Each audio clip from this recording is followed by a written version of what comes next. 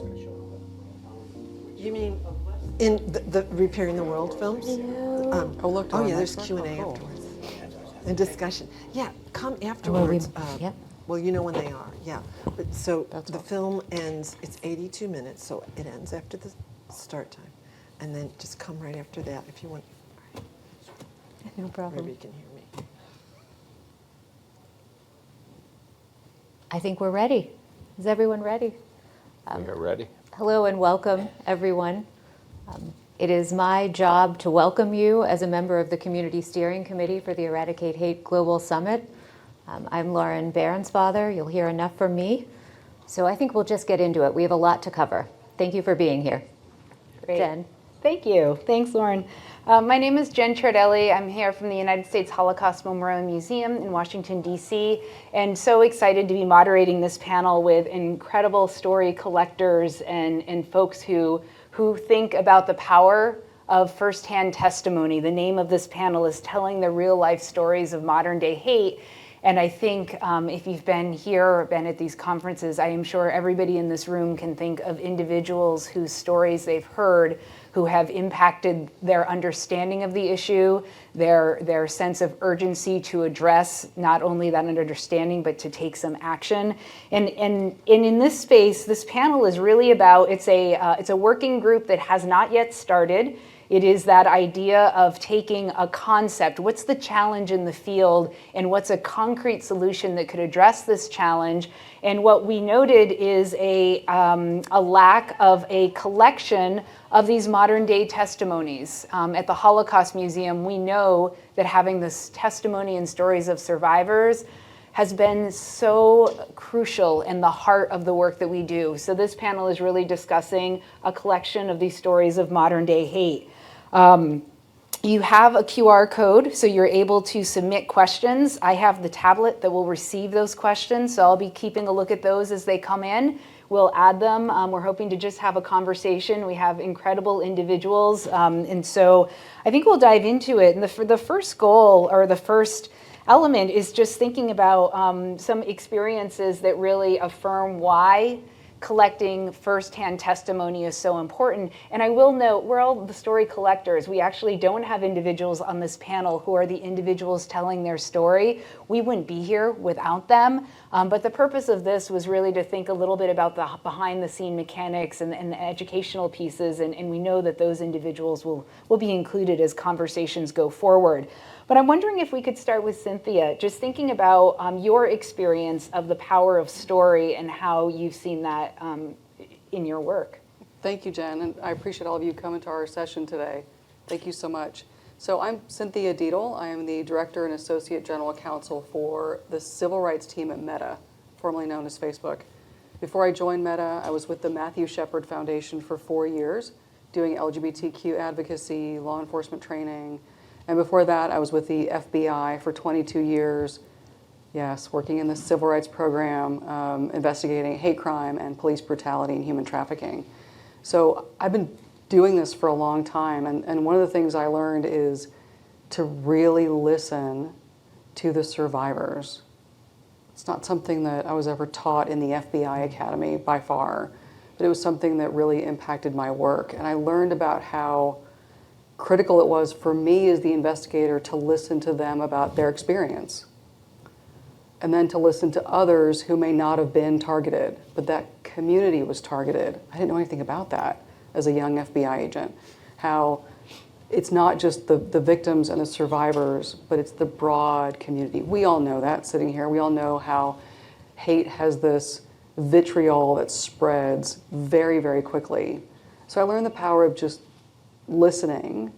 I've learned how, for the survivors, telling the story helped them process, it helped them heal. For many of them, it helped them build some courage to be able to continue to tell the story.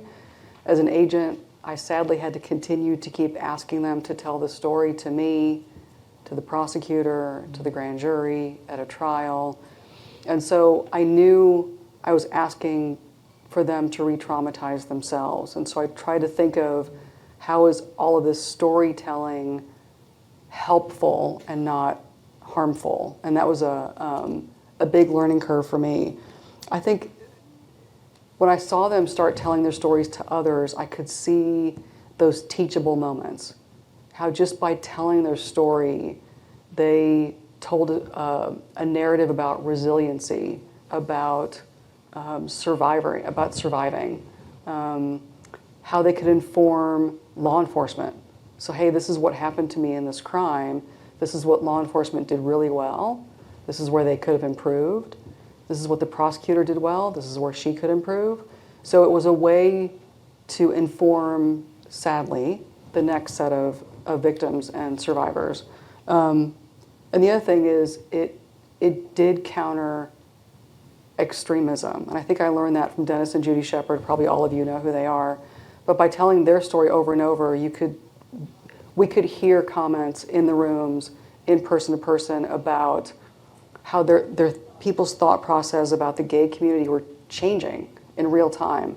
And you could see that happening. You could hear those conversations about real-time changes. But I think that it certainly informed me as a law enforcement official in the FBI, and informed the rest of my work as well. And with that, I'll turn it over to Patrice to talk about her film. So my name's Patrice O'Neill. I'm a filmmaker and founder and co-director of Not in Our Town.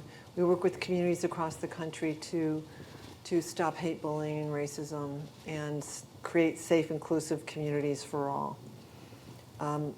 For the past 25 years, I've been documenting stories not just about hate, but about what communities can do about it. And I think if any of you saw last night, we showed a preview, and we'll be showing the full film, Repairing the World, Stories from the Tree of Life, about Pittsburgh's incredible actions in the aftermath of the attack at the synagogue. This story could not be told without the courageous stories of those who have been harmed the most, and without their willingness to share that so that we can understand what's at stake. A few years ago, we were doing a film, and all of our films are informed by what's happening on the ground. We've been hearing from our communities that there's this rise in anti-immigrant sentiment. And they said, where's the next Not in Our Town story? And we said, we can't invent it. It has to come from people. It has to come from people doing something. So finally, after a whole series of horrific attacks against immigrants, there was a story of a community responding. Marcelo Lucero, a 30-year-old Ecuadorian immigrant in Patchogue, New York on Long Island, had been murdered in an attack by 7 local high school students who had been roaming the streets of this town for months looking for Mexicans to beat up. And it ended in the murder of Marcelo Lucero. 15 minutes before that happened, another man, Hector Sierra, was brutally attacked. We're going to hear from him in a minute. I had to convince him to speak to us and ask him if he would speak in many ways for Marcelo. I think it was a very hard thing for him to do. And I don't think we should underestimate that. I don't underestimate it. I think about it a lot. And when you see this testimony that's about to come up, you'll see why we need these stories, why we need to capture them, and how understanding them can help prevent the next hate crime. So we're going to hear from Dr. Sierra. I saw this car. These kids, they kept getting so close to me. But I thought they were just like playing around, But then the car stopped. They didn't say a word, they didn't speak to me, they just started running towards me. And when they caught me, they started punching me from behind, and then they kicked me on my waist. Those kids were like a pack of wolves. I was screaming like hell. I didn't see anybody, nobody came to help me or anything. As I ran away from these kids, my mother's image came through my mind at that precise moment, and I was praying, like searching for light, something to protect you. I saw this house, and I said, I gotta get there, because these guys are gonna kill me. I reached the house crawling.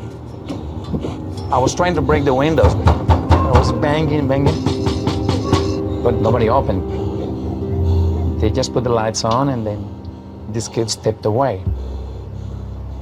The next day, which was November the 9th, and I was telling Carlos, my boss, what happened to me. And he said, oh, are you telling me this, but did you report it? I said, well, I mean, I broke up my phone when I fell on the floor several times, and I was crawling away from them. It was hard, I mean, everything was so fast, but I can still explain what happened. I was in pain, but besides that, what hurt the most, it was that I was calling myself a coward. It's been a year already. I'm trying to,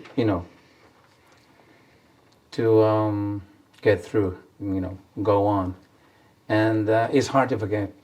It's hard to forget. I might forget someday. I have to forget because it was for me, it was quite an ordeal.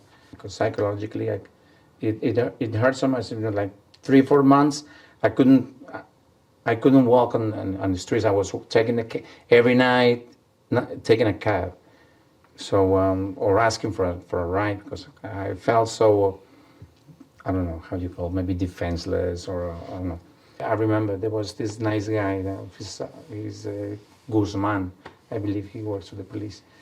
Every time you feel unsafe, give me a call, I'll give you a ride, I'll pick you up or whatever, we're here to help. And I told him, okay, Guzman, thank you so much, but I'm not gonna call you every night, because this is an every day's issue. Right? I mean, it could happen to anyone at any time.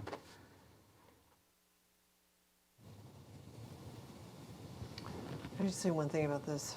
I mean, one of the things about Hector's story that is so clear is that this crime would never have been reported if Marcelo had not been murdered, and it did not make national and international news. Dozens and dozens of people were harmed in this town before it came to the surface. And what we don't know can hurt us so incredibly. So what can we take from Hector's story to learn how to make people safe to report what's happening to them so we can prevent further violence? I think there's so much possibility of learning from people who have been harmed and what they've gone through and their reticence to report for good reason hate crimes, and to really try to support them as community. Another piece I think that reminds us is that even though it happens to an individual, it reverberates throughout the community, right? And that others feel unsafe or others are offering to help, and that the trauma goes on, right? It's not done when in this case, a beating is done. It still lives on. So I think this clip, these comments help remind us about why collecting these materials, why giving space for these voices is so essential to this work that we're doing. And again, in the spirit of this summit, we're really trying to think proactively about a solution. So I'm going to turn to Michael to first maybe offer some of your own personal an experience or a thought on why testimony has been powerful in your life, and then thinking about what this collection of modern day stories might look like. Sure, thank you. I'm Michael Bernstein. I'm chairing the rebuilding of the new Tree of Life.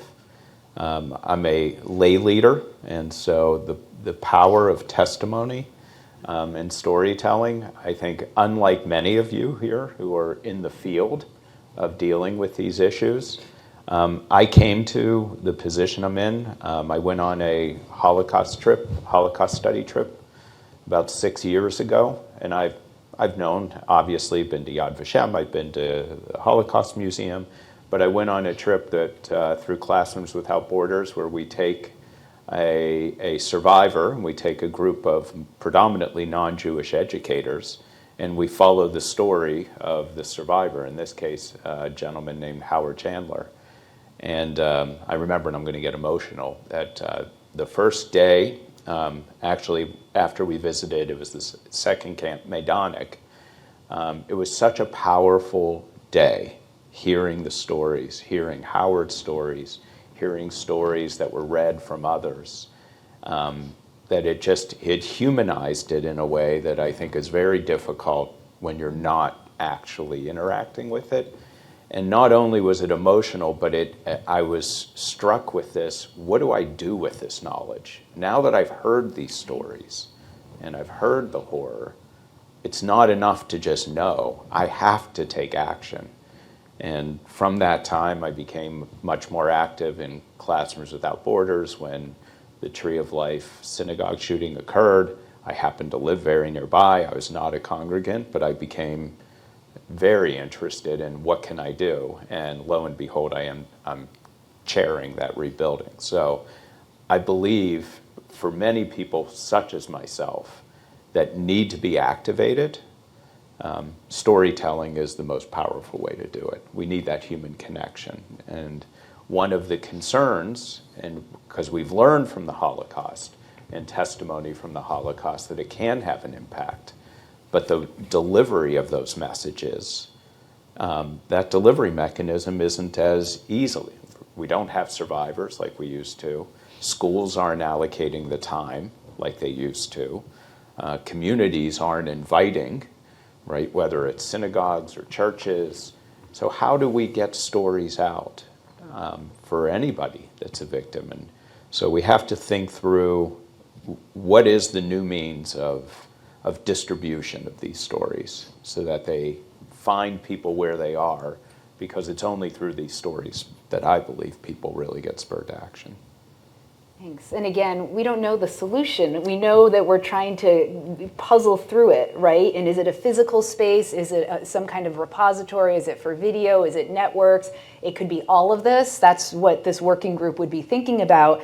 And Lauren, I'm going to turn to you because we know that, again, in the field of Holocaust studies, there has been decades of experience of collecting this testimony and thinking about how to use it thoughtfully and sensitively. And I'm wondering if you could speak, given your experience at the Holocaust Center in Pittsburgh in education, about what you've learned about that intersection with survivor testimony and how to do this thoughtfully. So amazing, thank you. And thank you all for being here. I get to do my favorite thing, which is build context. So, I mean, I thought about why are we recording survivor testimonies? Why have we recorded Holocaust survivor testimonies? We're hearing a lot about the Holocaust today. Someone even commented to me, I'm really hearing a lot about the Holocaust. I said, because we learned how to do our work from how we did the work with Holocaust history, Holocaust memory, Holocaust museums, Holocaust memorials. There's a reason this is what we're talking about. So why do we record testimonies, right? For their own sake, I'll say. In the beginning, many people recorded their testimonies to record the testimony, and that was enough. Later, it was to prevent denial. And this is something that we heard loud and clear during the lunchtime talks. Denial is real. Denial of the Holocaust, certainly we've seen over decades. Denial of genocide, we were talking about earlier. Testimony makes the record. It is the recorded witness testimony. Okay? And finally, we think about motivating positive behavior from these testimonies, right? In the immediate aftermath of World War II, General Eisenhower walked many people through a recently liberated concentration camp because he knew there would be denial. He wanted people to see it with their own eyes. That included military leaders. It included the people who lived around the camp. Nobody could look away. He knew there would be denial, right? And when we say we've been recording testimonies of Holocaust survivors for decades, the first effort was actually in 1946. So just as you were interviewing Hector a year later, a year after the end of World War II, David Boder went to multiple displaced persons camps. He recorded 130 testimonies. Why am I telling you all of this? He recorded them on wire tape. So he recorded them using a technology that was very quickly antiquated and hard to make use of. So one thing our group needs to consider is technology. And how do we limit ourselves if we're limiting ourselves by the way that we're capturing testimony? We have Patrice here. Surely you have insight in how all of that works. David Boder's interests were in psychology and trauma. So he went on from recording with Holocaust survivors to record survivors of a flood in Kansas. He saw the connection, the trauma connection, and survivors. So his interest was much broader than survivors of the Holocaust. And from there, the practice of gathering Holocaust survivor testimonies only grew, with local and regional efforts throughout the 1980s, to the massive effort that happened after Schindler's List with the founding of the USC Shoah Foundation by Steven Spielberg. So now we have 100,000 or so recorded testimonies around the world, even more than that. And so what have we learned, right? That was the question. We've learned that the quality of the recordings really matters. If we want to use a recording for education purposes, the quality has to be very good. The technology has to be done in a way that it can last, it can be preserved, it can be shared. Technology moves so quickly, as everybody in this room knows. Can the testimony be presented to diverse audiences? And if it can, how? The early survivor testimonies were 2-hour, 4-hour long, one person talking at a camera. You can't play a 4-hour testimony in a 45-minute class. These are just pragmatic considerations about how we can use these materials once we have them. So just a couple last thoughts. The value of testimony, we all agree it's valuable and we need it. So that is not in question. Our challenges are to remain open to the opportunities that technology provides. Anyone who was here last year might have seen the VR experiences that the Illinois Holocaust Museum had here. But I also need to say, and Patrice started us on this, that any effort we make to collect testimony has to be person-centered and it has to be trauma-informed. The witness relives the trauma. We saw that in that video clip. The listener also takes a risk. Patrice told us that she's still thinking about that, right? David Boder himself, who did those 130 interviews with Holocaust survivors, had a heart attack at a young age and suffered from poor health for many years. I see some of our best teachers are in this room right now. This is something we talk about, that when we're active in this work, we take on the trauma of this work. So it's so important that we are aware of that we were in a mutually supportive environment, because that's the right thing for the survivor who is testifying and for anyone who is recording that testimony and seeks to use it to educate beyond that. Thank you. And I'm wondering, again, you just reminded of just the importance of doing this work respectfully and thoughtfully and with a sensitivity, and you were talking about trauma-informed approaches. And I'm wondering, Cynthia, if we could turn to you and just have you speak about what you understand from your work, and you referenced it in your opening remarks, but maybe tell us a little bit more about those approaches. I learned about the importance of being trauma-informed and leading with a trauma approach by screwing it up. Yeah. So I was in New York on 9/11, and I thankfully spent 3 months with the survivors in New York City. And one of my first days at the Victim Center, a family came up to me and said, "May I ask you a question?" And I said, "Of course." And she said, "What floors were impacted, I think on the second tower?" And I said, "Hang on." So I went over and I called the FBI office and I said, "What floors did the plane hit?" And I came back and I told, it looked like a grandmother and a mother. And I told them, I said, "These floors on Tower 2. I just gave them the information thinking that's what you wanted me to do, right?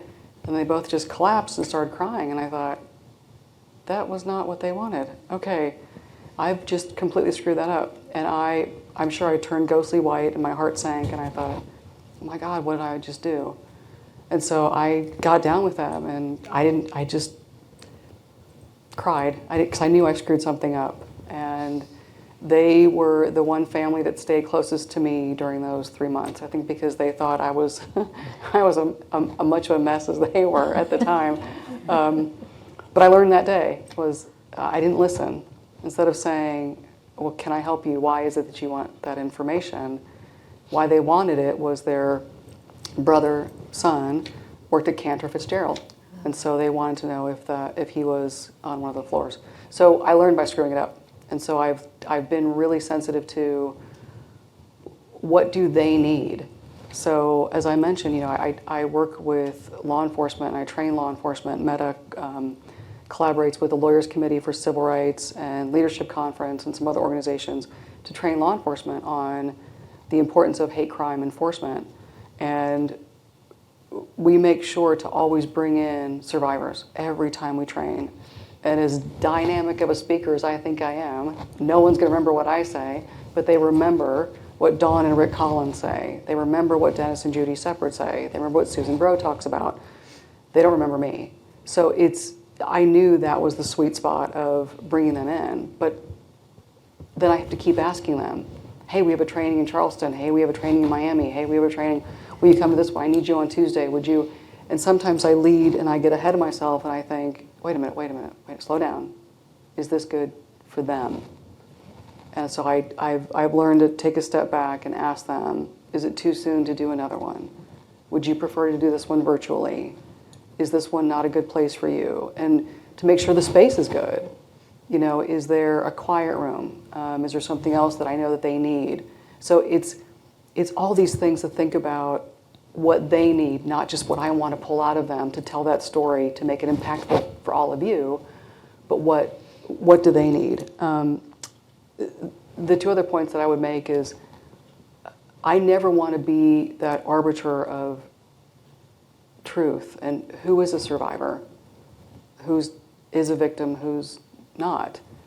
And I learned that by screwing up. So I had the great fortune of talking to a victim specialist in the FBI in 1996, and she was helping the victims of the Oklahoma City bombing. And she said, I have a question. I have another family that would like victim services from the FBI. And I was like, of course, I do this work. What do you need? And she said, well, it's the family of Terry Nichols. So if you remember the story, it's Timothy McVeigh and Terry Nichols that conspire to attack the federal building. So now it's the perpetrator's family, who has nothing to do with this, are completely traumatized by what their loved one has done, and now they're victim survivors, and what are we doing for them? It presented this really weird dynamic, but you just learn that I'm not going to be able the one to say you're a victim, you're a survivor, you're not telling the truth, you are telling the truth, I need this story, this has been contrived. It's their story, and we have to figure out what to do with that and how to make sure that we lead with them and what they need and not with me. So complicated in that, another thing that came up when we were talking is also us being in an environment of hearing all sides of a story. And I'm wondering, Lauren, if you could speak to that again in this educational, what does that mean when you're talking about, not to return to the Holocaust, but again, to think about the Holocaust as an example, what does all sides mean in that history and with those testimonies? So I've been working in this field for more than 25 years. So I've been thinking about these questions for a long time. And what I've seen in the progression of how we do Holocaust memory is working at the Holocaust Memorial Museum in the 90s, surrounded by Holocaust survivors. Those were the stories we wanted. The first books came out that really delved into the perpetrator experience and motivation. I did not want to read those. For me, it was all about the survivors. So when I look at this trajectory, I see that we've come to a point now where we want to hear the perpetrator stories. And as my master's supervisor said to me, that's what's interesting. It's the perpetrator stories. That's where we learn. Well, we can debate about that. I'm not sure that I agree with that. It is important, though. But then I learned in looking at the David Boder interviews that he did interview perpetrators and ordinary people who went along with the Nazis, even in 1946. So as usual, nothing new under the sun. But increasingly, we do want to understand the experiences of perpetrators, of bystanders, of people who were complicit, of people who were the neighbors and did nothing, so that we can understand, the 360. Or as I say, when it's not the most elegant way of saying it, but the entire cast of characters in that history. What was everyone doing? What were their experiences? Now, these testimonies serve different purposes. So I know we were talking about students and what we might share with students. And sometimes for a complete archive, we want as many perspectives as we can possibly gather. That doesn't mean that we want to use all of these testimonies in our public programs, right? They serve different purposes. is there anything else to say about working with youth in terms of, this is very heavy material, so when we are talking about sharing these materials with young people, what is your experience born on that? I mean, again, I have to say we have some of the best teachers in this room right now. But what Cynthia said about learning by making mistakes, it's been the same for me. It's been the same for me, especially in, I'll just tell a brief anecdote. I worked in the photo archives at the museum in Washington, and I found a historic photograph of two young men, and I knew it was a survivor who came to events. I just recognized him. And someone in the photo archives with me said, send it to him. This is a terrible idea, right? But we didn't know. We did not think this way. So when I think about how did I screw this up, wow, that was terrible. He was not unhappy. He put it in the next edition of his book. But his wife never forgave me, right? So, I mean, that gets at how incredibly difficult this is. So for students, we don't want to traumatize students. The old way of Holocaust education, which some people in this room may have experienced, was show you a really horrific photo and then expect the learning to commence. Yeah. So we know that that is not the right way to do it. We say now gently in and gently out. We need to lead students in gently to learning about these very difficult subjects and always be age appropriate. And there are ways to be age appropriate using testimony. I wish I had brought with me from testimony. We have created at the Holocaust Center 4 volumes of comic books, Chutzpah Superheroes of the Holocaust, which is an age-appropriate way for students grades 6 through 12 to learn about the Holocaust and a creative use of testimony. Real-life stories, often based on a recorded survivor testimony. There are many ways to do it, but you have to go in with a lot of knowledge, learn from your peers, learn from excellent teachers you know, and also students are incredibly smart and in touch with the reality around them. At our own peril, do we underestimate the ability of our students to understand things and their need to understand things? So yes, it's our responsibility to make sure that it's age appropriate and we're doing it in the right way. It's also our responsibility to respect our students. They understand things that we don't realize they understand. I see some teachers nodding, so I must be on the right track there. I've been so amazed through my work with students from grade 6 up and even younger. We did work with 5-year-olds. They were amazing. They haven't had a chance yet to learn how to be terrible. And in those experiences, I just wanted to say to them, stay as you are. Stay exactly as you are. I am thinking back as we relive our worst educational mistakes. When I was in the classroom, I also had a moment where we were showing testimony of somebody in a Holocaust by bullets on the Eastern Front, and it was horrendous.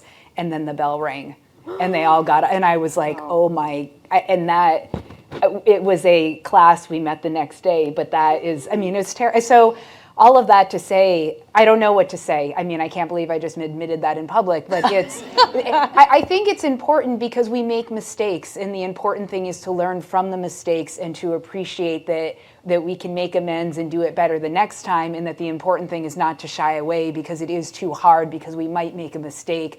Humans are resilient. We can pick ourselves up and figure out how to do it better the next time.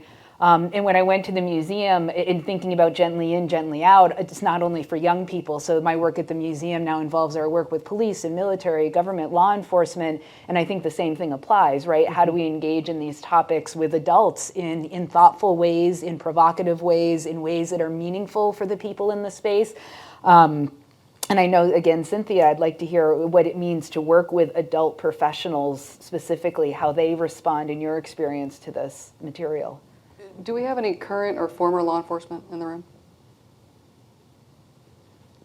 Okay, I can pick on them. Okay, so no, I'm not going to pick on them. I feel like now we've all evolved into storytelling. I have to tell one quick anecdote about how I think I grew up. Probably, do you all remember the Crown Heights situation in New York? So I was the case agent in New York for the second retrial at Crown Heights, and at the end of the case, I was handed this mail bag, and it had evidence in it, and I was just like handed it by the prosecutor, and like, here's all the evidence in the case. Okay. What am I supposed to do with it? So I went back to the NYPD and said, here's the evidence. You started this, you had the first case, you had the first trial, here's your evidence back. And they said, we don't want that, we've closed our case. So I went back to the prosecutor and I said, here, you take it. Like, no, we don't want it, that's yours. You took the evidence. Okay, so I didn't know what to do with it. So it sat for a while, and then some time went by, and I thought, what's in the bag? So I opened the bag and I looked at it, and I'm like, oh, God. So it was Yanko Rosenbaum's clothes. And I thought, I can't have this. I can't have this. But then I thought, wait a minute. I know there's something with the clothes. I'm not Jewish, but I know there's something with the clothes. I'm calling the ADL. So I called my dear friend, Michael Lieberman, in the ADL, and I said, don't tell anybody, but here's my problem. And I said, should I call the family? Or is that going to upset them? Or what? I don't know what to do. I have his yarmulke. I have all of his clothes. And he said, you need to call the family. It's okay. And he said, because they lived in Australia, he said, let me call down to Australia and smooth this over, and we can make this happen. So we did. But I learned to not just go, here's the clothes back, right? To just, let me do this the right way. And the family was very, very grateful. So we learn to do better. In our hate crime training with officers, it wasn't enough for us just to train them, and we still do this, to train them on their state hate crime law, federal law, data collection, why we even have hate crime statutes, bring in our survivors, talk about how to investigate a hate crime. That's all great, but did it work? So we did over a dozen of these, and I finally thought, did it work? So I called a bunch of the chiefs that we had, we trained their departments, and I said, did it work? Like, did we cause any demonstrable change in your department or your community? And I was shocked to hear, yes. Oh, we didn't tell you? No, that would have been helpful. But we had a department that changed their hate crime reporting statute. We had a chief that said, because of your training, I was able to respond more effectively to the George Floyd protests. I was part of the protest. I wasn't on the opposite side of the barricade. And so we started getting back these stories, these anecdotes of it helped, it moved the needle, it changed things in our department, in our communities, it changed things. And I think that's what we all learn is, okay, there are storytelling, there's things we do badly and then we do better, but what changed? Did we reach somebody? Is a police department doing something better now than they did yesterday that is causing real change? Did we reach the 5-year-old? Did we reach the 10-year-old? Have we moved the needle at all? That to me is always going to be the question, is where is that change? Can we write it down? Can we measure it? Did we prevent someone from being an extremist? What have we done? And I think in the field of education, that's just always so challenging. You gave a very nice concrete, we changed the hate crime, right? And I think sometimes with the work we do at the museum, it is almost what we heard this morning from the special advisor on prevention of genocide, that, well, sometimes you don't know because it didn't happen. The bad stuff didn't happen, right? And so maybe someone was on a path and they weren't afterwards because they heard the story, right? So there's always going to be that intangible element, I think, about it.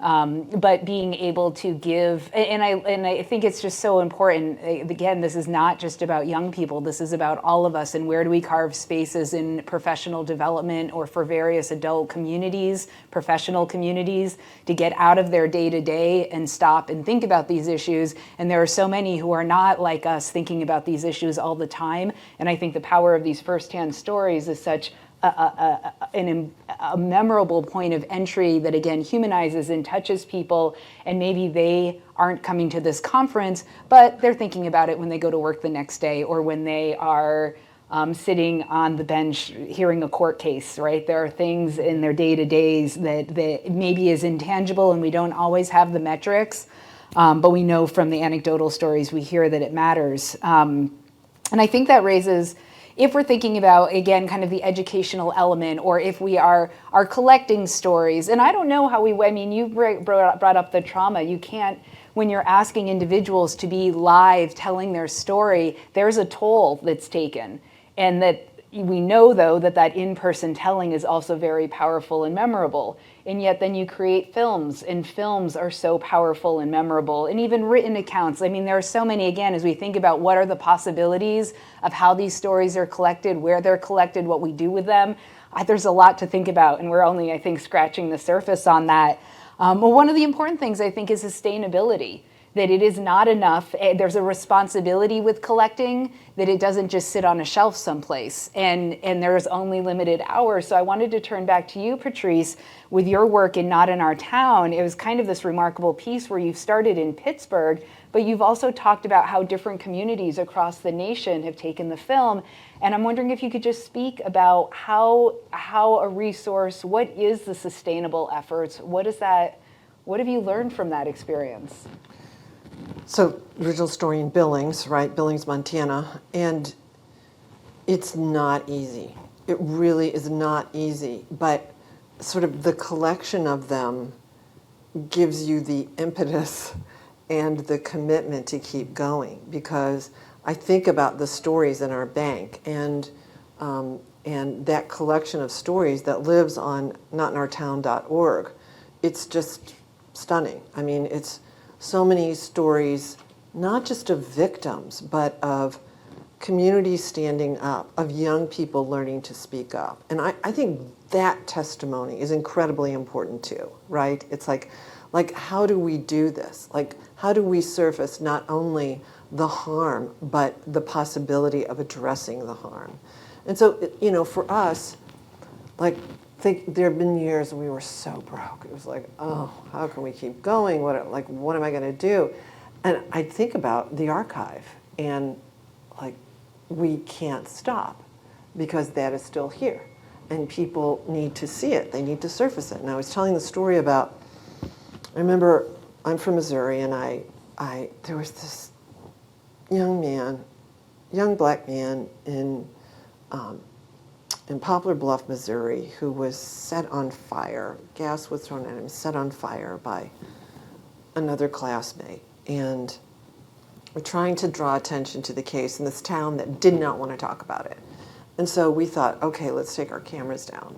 My husband and I just got in the car and went there. And the story of him, like going through that, speaking to camera, but also reading the messages that he was getting from around the country saying, we support you, Walter. We are with you, Walter.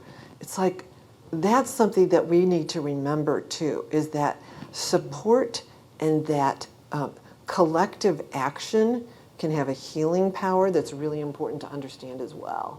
And so as we think about, keeping this, there aren't a lot of other film companies who just said, okay, we're going to stay on the same beat, we're going to cover the same thing. It's really hard to do this. So I think the more we can build resources that are dedicated to this, I think the better off we'll be. Because, there are other films. Trish's film, incredible example of the stories and the testimony that are in that film. So many other examples of hate incidents that occurred all across the country. How are we going to preserve that, and how are we going to preserve the story? So I think this is an important area of inquiry, and I guess, it is my hope that we think about not only just showing the harm, but the stories of healing and support that could go with it, that could help give that larger picture. I want to invite people to offer any questions. We have one more question. I'm going to hand it over to Michael in just a moment. And we still have a little time. So I don't know if people will object that even if people haven't entered it through the QR code, I would be happy to hear comments or reactions or have a little bit of a conversation with all of us in the time we have remaining. But I'm wondering, you've got a big responsibility, Michael, with the Tree of Life Center that you're envisioning and conjuring. And I'm wondering, everything that we've been talking about and discussing, What are your thoughts in what this collection might be in relation to the work you're doing, or your thoughts on vision? Yeah, well, it's a good question. I would say that what I've been struck by in not just this discussion, but some of the earlier sessions, there seems to be a lot of content, whatever the content. It could be films, it could be testimony, it could be research, it could be ideas, concepts that many people at this conference are working on. And there's obviously a deep need out in the marketplace, let's call it. But I think there's distribution, disruption that has to occur. That I think about, if we look at the Holocaust testimony model, the Holocaust museums around the country played a valuable resource role. Patrice, to your being able to provide materials to educators, to the community, programming, and continue to do that. But what I've heard just in the last day, when I hear about early intervention on radicalization online or the power of testimony, there's so many new things that have to be developed to be impactful. And who and what do the institutions that are going to be able to actually help affect those changes look like? And I feel, when I think about the position of Tree of Life as an example in this community and what we can do because of our right to be at the table in the discussion, I think we can help potentially be a new model that could be what others follow. Now, whether that means we actually collect information, whether we're a resource to connect people to it, whether we establish best practices so people don't continue to make mistakes that are easily avoidable because others have done it. I mean, I think we have an ability to sit somewhere in the middle between what needs to happen out in the field and what people are doing, whether it's in universities or NGOs, or et cetera. And so I don't know if that gives you a clear answer, but I see that as a role for us to play.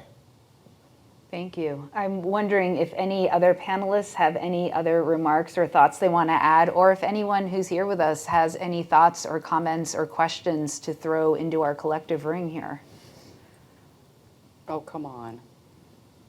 Don't make us call Oh, on you. exactly. It's the crowd effect. I'm going to start calling on people. You're going to make me, look at that. That worked. I would be interested in what you've learned about bystanders, as far as when people act or don't act. I mean, what has been some of the insights you've received? Can I start? Do you Sure. mind? Okay. So I serve, and my boss, Roy Austin, my vice president at Meta, we both serve on the board of the ABLE project, Active Bystander for Law Enforcement project, out of Georgetown University. It's a program that's been, it was developed out of the New Orleans Police Department, which was first the EPIC, I think it was ethical policing and something like that. And it sort of morphed into ABLE. And ABLE is this multi-day curriculum that teaches law enforcement to be active bystanders. So it teaches the officers watching Derek Chauvin put his knee on George Floyd. It teaches them, what are you going to do? Like, split-second decision, what are you going to do?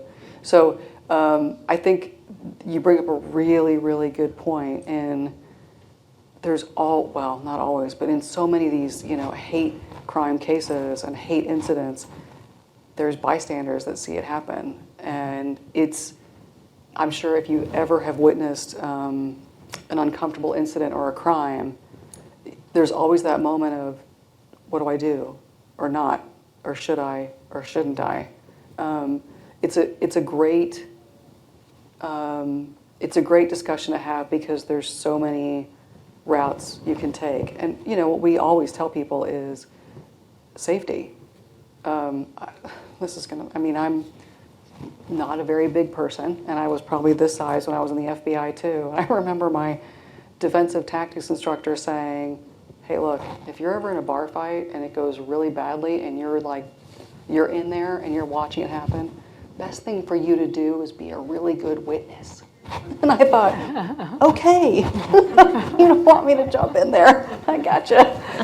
But that was a really important lesson of you don't always have to jump in the middle of something. You can just, depending, on what the situation is, be a really good witness. I know others have thoughts. Well, I remember very clearly we were screening for the first time Light in the Darkness, the film Marcelo Lucero was killed, where actor was attacked in Patchogue, New York. And we had talked to a lot of students. Young people played a critical role in the story. And we brought a couple of students up who were friends with the perpetrators, but who, understood, like, what had happened and what needed to happen in their town. And so Mike and Kaylee came up, and Mike had his full dress Marine outfit on. And he was friends with all those young men who committed this crime. And he got up there and he said, I should have done something. I should have done something. I should have intervened. I knew these guys were doing it.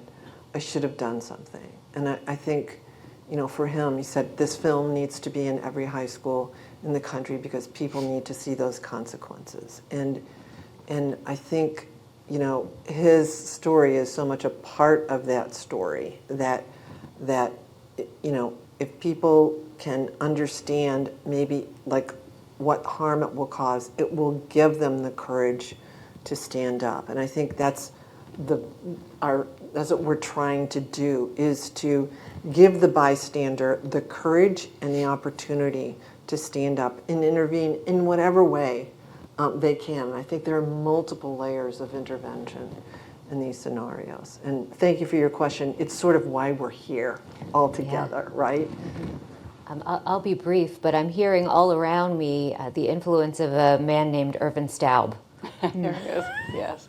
who should be here. Why isn't Irvin here next time? So he did all of the research on active bystandership, and everything you're hearing about comes from him. He was here in September of 2018.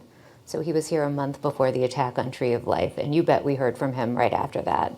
But he has defined what is a bystander, kind of complicating the idea of it, and that there are passive and active bystanders, and understanding why the passive bystander doesn't act, and how the active bystander, by speaking up, empowers everyone else to speak up. Because if someone is doing a harm, everyone who's witnessing it knows it's wrong, but might not feel like they can speak up. So this has implications, yes, for law enforcement, for, you can add to the list, but it also has implications for what happens in a school, for example. So I learned so much from Irvin that now we have incorporated his teachings into teacher trainings, into work that we do in schools, because his methods are really straightforward and easily digested, and you can implement them right away. So of what we've learned from bystanders, especially examples in the Holocaust, right, bystanders and people who became complicit, is that often, you would think people went along with this because they were threatened. They were going to be killed if they didn't do this. That was so rarely the case. The case was usually that, maybe your friends wouldn't like you anymore, literally. And when we did our law enforcement training at the Holocaust Center, we had a high-ranking police officer who joined the training, and he said, you need to speak up. You might not get the Christmas card. Right. You might not be invited to the holiday party. That's the worst that's going to happen to you. So we need to understand that and understand the consequences, and that the consequences of doing wrong or not speaking up when someone else is doing wrong are far greater than whatever would come back at you because you did the right thing. So this is a very interesting subject, and I'll be thinking about this as part of the steering committee for who are the experts we invite for next year's Eradicate Hate Summit. Well, and I think we're reminded that these roles, and I think especially in the field of Holocaust studies, where we have talked about the victim, the perpetrator, the rescuer, the bystander, and no human is that simple, right? None of us are in a box. And I think of Marion Pritchard, who was a woman who in Amsterdam witnessed a deportation of children. She saw children getting loaded on a trolley, a car, a truck, lorry, and carted away, and she stood there and did nothing. But the result of that was that she hid Jewish families to the degree that at one moment where the local police came to search the house and the family had remained hidden, the police went away, the family came down, and one policeman came back. And when the door opened, she shot the policeman. And I mean, my God, she was a bystander, and then here she is taking this action. As it turned out, when she would tell the story, apparently no one liked the policeman, and so he ended up, she did not get in trouble. They buried him with another person who was being buried. But I think it's a powerful story for thinking of what, and I think it's an important story for all of us. That again, it's like we make a mistake in one moment, that's not the path we're on forever. And I think having these stories of the complexity of humans and this research that shows us why people behave that way, so that when we can be conscious, and Ed Westerman, a retired colonel, he would always say, if you're thinking about these moments when you're on the ground in Kabul or Baghdad for the first time, it's too late. And that's the power of education in these stories. You think about the complexity ahead of time so that hopefully in that moment when you are making a split-second decision, you've got maybe more to draw on. So, yes. Oh, he was too. So the power of stories is really paramount to especially young people learning about any of these atrocities or just in general having, I guess what I'm asking is, with all the people assembled here for these next couple of days, can we have like a Eradicate like best of video library that maybe is just a really good idea. Educators that they can find videos that they can share in classrooms. There's like dozens of things happening around the country, the world, that maybe it'd be difficult to do because I know people need money for their films and stuff, but it's just, there's very little time as an educator these days to do much of anything, let alone read or find other things rather than what you've done in previous years. Well, I mean, first of all, just go onto NIAT.org and you can get almost 100 free videos about students standing up to hate. They're online, they're free, there are lesson plans for facing history with them. So that's there. You can do that right now. But Bunch, like there's places everywhere. I'm just saying like the best of. well, and that's an interesting point, right? Because there are, and I guess that's a question for this working group, right? There are these hubs where different things exist. So as part of the vision that it actually gets that there, and if it's not physically housed, that there's reference to these different places, right? So that it makes it easy as a former educator in the classroom. Oh my God, time is precious, and there's a lot out there. And maybe in your precious time, you want to join the working group. I don't know. Voluntold, did you have a question? Thank you. I'm noting time, but it was essentially... It's okay, really quickly. Yeah, what work is being done in measuring the impact and behavioral change of people that sort of view these testimonies? Okay, that's too long. We're done. You're right. That's the hardest question. That's the hardest It is question hard. you could have asked. We'll have a whole conference Yeah, about yeah, that. we should come down and chat with you offline, but Yeah. you couldn't have a yes or no question?